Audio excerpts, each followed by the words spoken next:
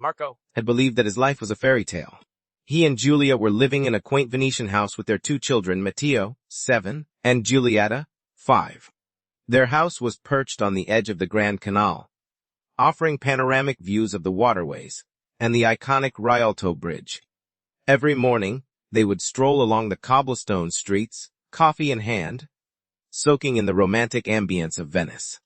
Giulia, with her long, dark hair and expressive eyes, was the love of Marco's life. She was not only his partner, but also his best friend. Their bond was unshakable, built on mutual respect, passion, and a shared love for art, Giulia being an aspiring painter and Marco a respected restaurateur. Their children adored their parents, and their home was filled with laughter and the joy of togetherness. Marco had always been a devoted husband, his loyalty unwavering.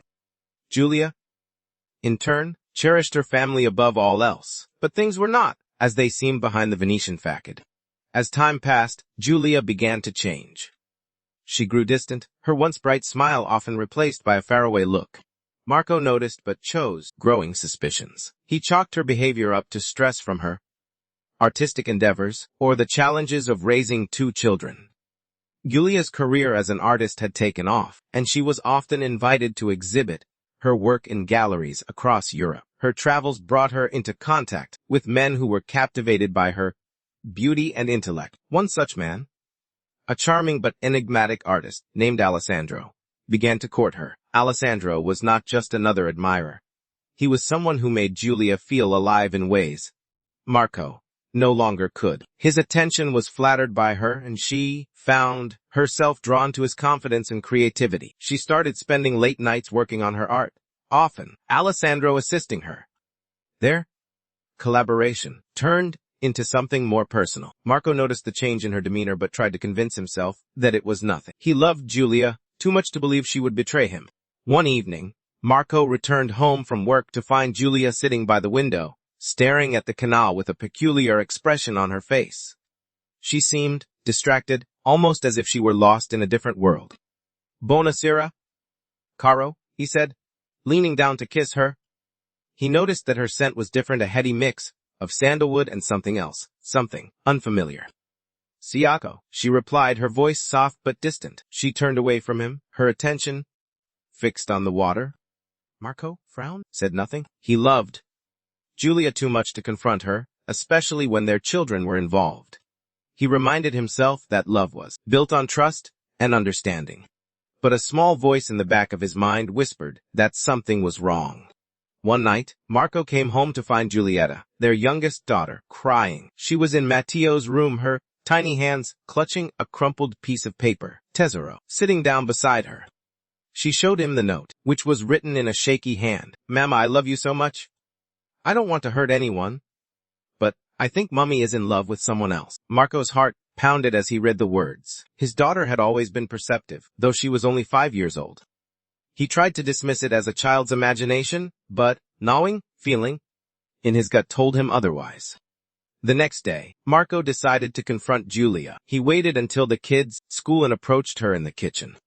"Giulia," he said, his voice firm but trembling, "I need to ask you something. Are you seeing someone else?" Giulia turned to face him, her eyes wide with fear. She hesitated for a moment. Before shaking her head, she said softly, "That's not true." Marco felt a mixture of relief and doubt. Her denial was immediate, but it didn't feel sincere. He could have sworn that she was hiding something. Despite his doubts, Marco decided to give Giulia the benefit of the doubt.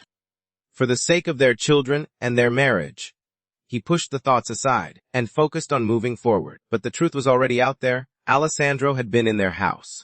One evening, while working late, Marco returned home to find their living room filled with the sounds of laughter and the faint hum of classical music. He walked in to find Giulia and Alessandro sitting on the couch, a bottle of wine on the table.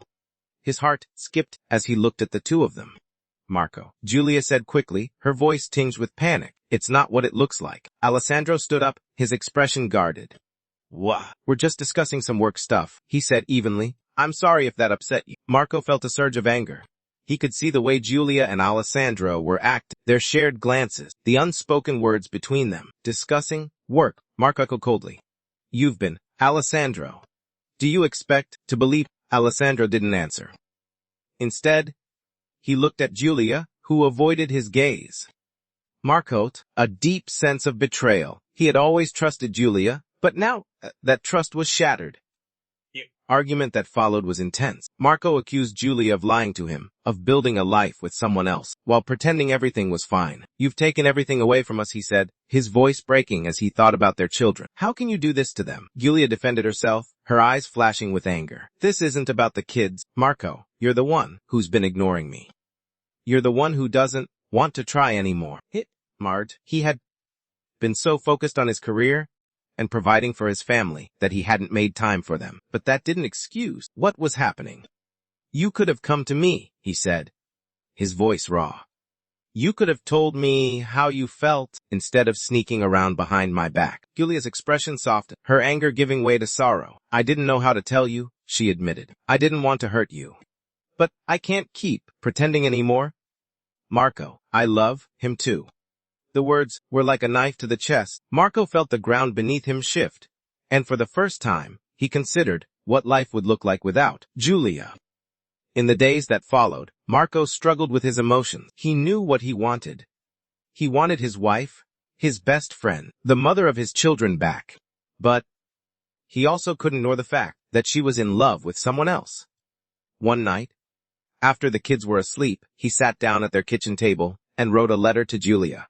In it, he told her how much she meant to him, how much he still loved her, but also made it clear that if she couldn't give him the same commitment, he might have to let her go. He didn't know if he had the strength to say goodbye, but he knew he had no choice.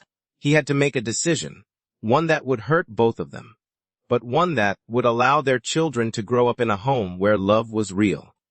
The next morning, Marco went to see his priest and asked for guidance. The priest listened as Marco poured out his heart. And then he offered him a simple piece of advice. It was sometimes painful, but it's worth fighting for. With that in mind, Marco decided to confront Julia one last time. He found her in their bedroom, sitting by the window with a small, worn photo album. The pages were filled with photos of them together. Marco and Julia, the kids, their life as it once was. "Julia," he said, his voice steady but full of emotion, "I love you too much to let this be over. I know what you've done, but I can't just walk away from us without trying to fix things." He told her how much she meant to him and asked her to find a way to work through their problems together. For a moment, Julia looked like she might give in, but then she looked down at the photo album and started to cry. "I'm sorry, Marco," she said. "I can't do this anymore. I love Alessandro. He's the only one who ever made me feel truly happy." Marco felt his resolve weaken. He knew that no matter what he did, he couldn't force Julia to stay if she didn't want to. With a heavy heart, he told her he wouldn't fight her if she wanted to leave. And then he left their bedroom, knowing that the life he had once known was over. In the days and weeks that followed, Marco tried to focus on healing. He threw himself into his work, spending long hours at the office or running errands for the kids. He poured his energy into anything but his failing marriage, but the pain didn't go away. He missed Julia more than he ever thought possible. He missed her laughter, her presence in their home, and the way she made him feel like the most important man in the world. Their children noticed the change too. Matteo and Giulietta became withdrawn, and Marco could see that they were struggling to understand why their parents were fighting so much. He knew he needed to be there for them, even if meant putting on a brave face. Eventually, Julia moved out of the house. She told Marco she needed time to figure things out, but he couldn't help feeling like he'd lost her forever. Months passed, and with each day, the pain began to fade a little. Marco realized that while he still loved Julia, he had to accept that she might never come back. He thought about starting over, about finding someone else who could love him as much as he had loved her. But for now, he knew he needed to focus on his kids and the life they had left. Over time, Marco learned that although his marriage was over, it hadn't been in vain. His children grew up, surrounded by love, even if it wasn't always easy. They saw their parents fight, make mistakes, and eventually find a way to move forward. And through all of that, they learned what real love was. Marco also realized that, no matter how much he hurt, he couldn't let his pain define him. He had to find a way to keep going. And not just for himself, but for the people who still believed in him. He didn't know where life would take him next, but he knew that whatever came, he'd have to face it with strength and hope. And as he stood there, Looking out at the stars, he finally felt a sense of peace. He had made his choice, and while it was painful, he knew it was the right one. The end.